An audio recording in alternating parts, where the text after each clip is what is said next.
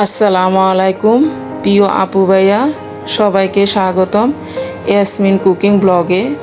তো আমার এটা চ্যানেলে এই প্রথম ভিডিও আমি আপনাদের মাঝে শেয়ার করতেছি। তো আমি একটি কেক বানাবো। এই কেকটি কিভাবে বানাবো জানতে হলে প্লিজ স্কিপ না করে সম্পূর্ণ ভিডিওটি দেখবেন, আর দেখে যদি ভালো লাগে প্লিজ আমার চ্যানেলটি সাবস্ক্রাইব করবেন, বেশি বেশি লাইক শেয়ার করবেন, আমাকে সাপোর্ট করবেন।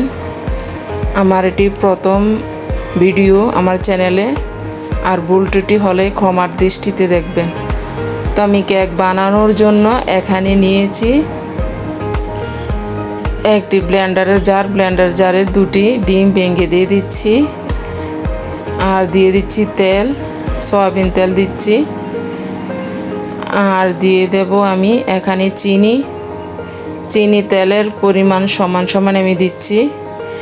দিয়ে এখন আমি ব্লেন্ড করে নেব প্রায় 10 মিনিটের মতো। ভালো করে ব্লেন্ড করে নিতে হবে।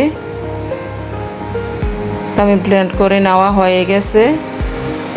এখন একটি বলের মাঝে নিয়ে নিচ্ছি। ব্যাটারটা তৈরি করার জন্য আমি এখানে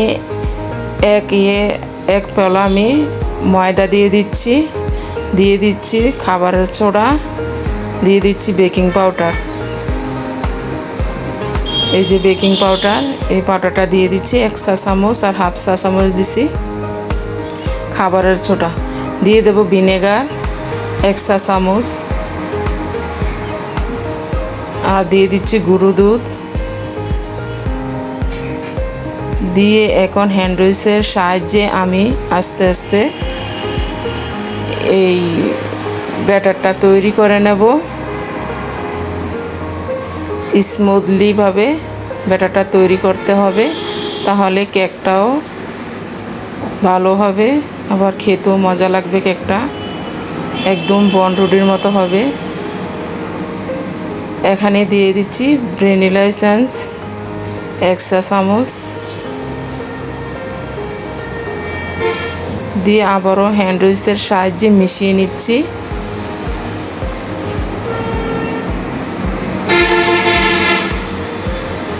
এখানে আমি গরম পানি অ্যাড করছি, কুসুম গরম পানি। চাইলে আপনারা দুধও দিতে পারেন, তরল দুধ। দিয়ে আবারও নেড়ে চেড়ে ব্যাটারটারে ভালোভাবে স্মুথভাবে তৈরি করে নিচ্ছি।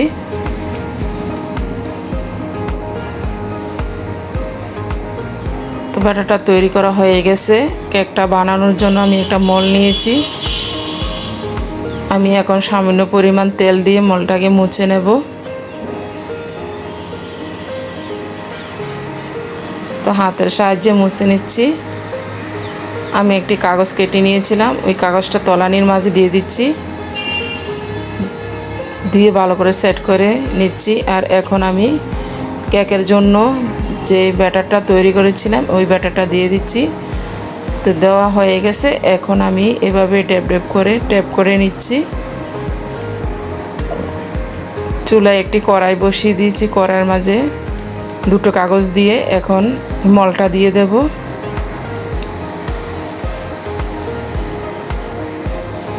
দিয়ে ঢাকনা দিয়ে ঢেকে দেব। ঢাকনার যে ছিদ্রটা ছিল ওইটা আমি মেরে দিচ্ছি একটি কাগজ দিয়ে। তো কেকটাকে আমি 30 মিনিট ভাপিয়ে নিচ্ছি। দেখুন ক্লিয়ার আসছে। আমি একটি কাঠির সাহায্যে দেখে নিয়েছি।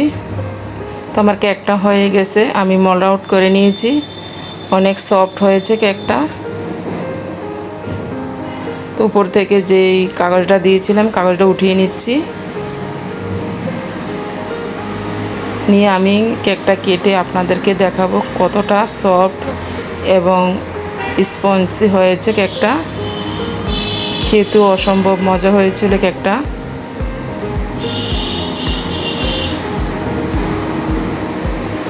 তো গরম গরম আমি আউট করছিলাম কেকটা, প্লেটের মাঝে লেগে গেছে কিছু। অনেক সফট হয়েছে। এখন আমি কেটে নিচ্ছি।